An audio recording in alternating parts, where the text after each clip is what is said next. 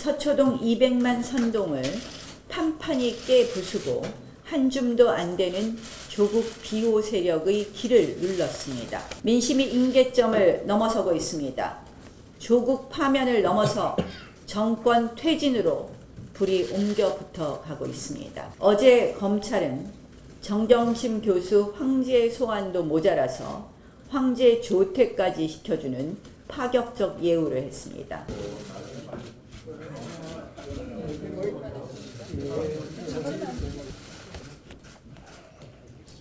조금 늦었습니다. 죄송합니다. 어제 수많은 국민들께서 이런 말씀을 하셨습니다. 대한민국에는 아직 희망이 있다. 어제 우리는 상식과 양심, 합리의 국민이 여전히 대한민국 절대 다수임을 확신할 수 있었습니다. 광화문 앞에서 시작해 세종대로 사거리를 지나 서울시청 광장과 대한문 앞을 넘어서 숭례문에 이르기까지 서울 도심은 그야말로 상식과 정의의 물결이었습니다. 서초동 200만 선동을 판판히 깨 부수고 한 줌도 안 되는 조국 비호 세력의 길을 눌렀습니다. 서초동 범법자 비호 집회 이후에 여당이 뭐라고 이야기했습니까? 가당치도 않은 200만 운운하며 민심을 왜곡했습니다. 그런데 이제 와서 적고 많음은 본질이 아니라고 하고 있습니다. 일국의 법무부 장관이란 자가 유리할 때는 장관, 불리할 때는 가장 노릇하는 것도 모자라서 이제는 여당이 자신들이 유리할 때는 200만, 불리할 때는 숫자는 본질이 아니라는 스스로도 부끄럽고 민망한 태세 전환을 보여주고 있습니다. 문 대통령은 본인의 퇴진 집회가 있으면 직접 나온다고 하더니 정작 청와대는 공포와 충격의 침묵 속에 빠졌습니다.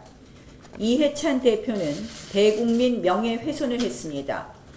광화문 집회를 정쟁을 위한 동원 집회라고 폄하했습니다.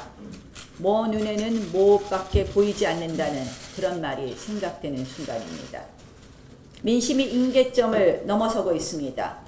조국 파면을 넘어서 정권 퇴진으로 불이 옮겨 붙어 가고 있습니다. 이것은 지난 87년 넥타이 부대를 연상케 하는 정의와 합리를 향한 지극한 평범한 시민들의 외침입니다. 이 와중에도 정권 찬양 방송들과 언론들은 먹칠 보도로 집회를 깎아내리기에 급급합니다.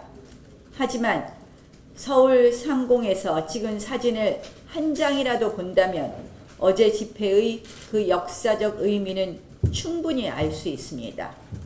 검찰은 왜 정경심 교수를 긴급 체포하지 않고 귀가시켜 공범들과 말 맞출 시간을 주는 것입니까? 한 명의 피의자 때문에 5천만 고생이 이미 이만저만이 아닙니다.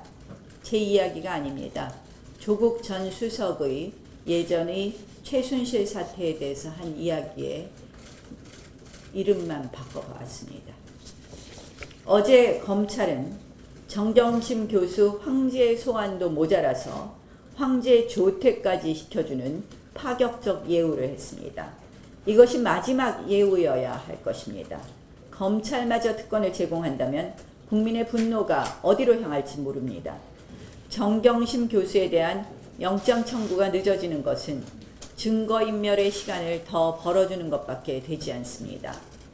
이제 검찰은 눈치 보지 말고 정 교수뿐만 아니라 이 모든 비리와 게이트의 정점이자 몸통 조국 전 수석에 대한 본격적인 수사를 해야 합니다.